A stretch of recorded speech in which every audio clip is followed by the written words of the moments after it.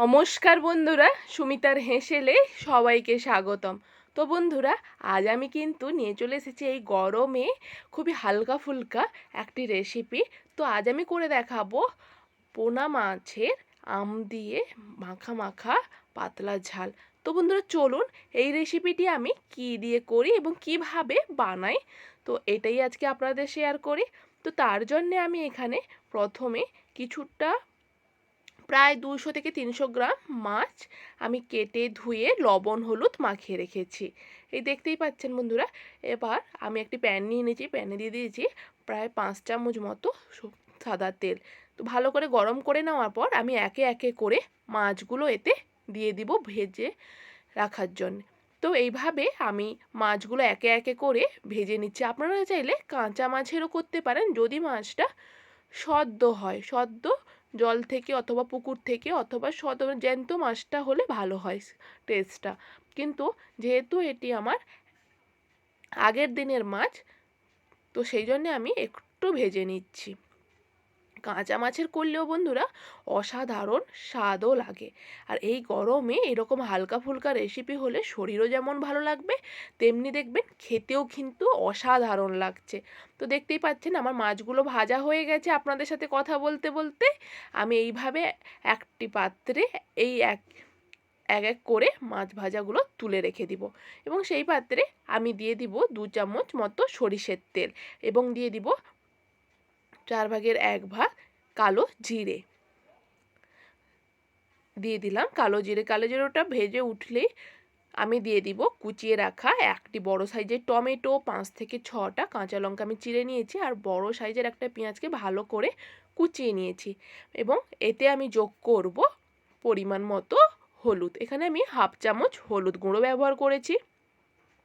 এবং এই মশলাটাকে আমি কষিয়ে নিব যতক্ষণ না মশলা থেকে আমার তেল ছাড়ছে এবং মশলাটা যতক্ষণ না আমার একটু মজে যাচ্ছে। আমি 80% পর্যন্ত আমি মশলাটা কষিয়ে নিব।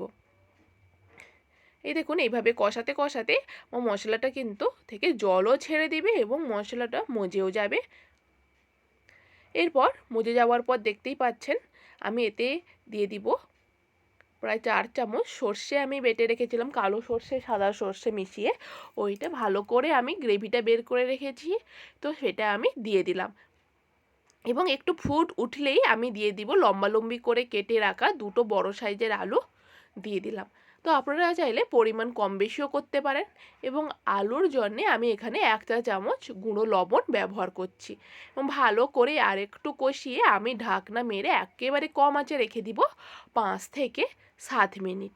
এবং দেখবেন 5 থেকে 7 মিনিট পর খুললেই দেখবেন মশলা থেকে জলও বেরিয়ে গেছে এবং আলুগুলো ভালোভাবে কুকও হয়ে গেছে।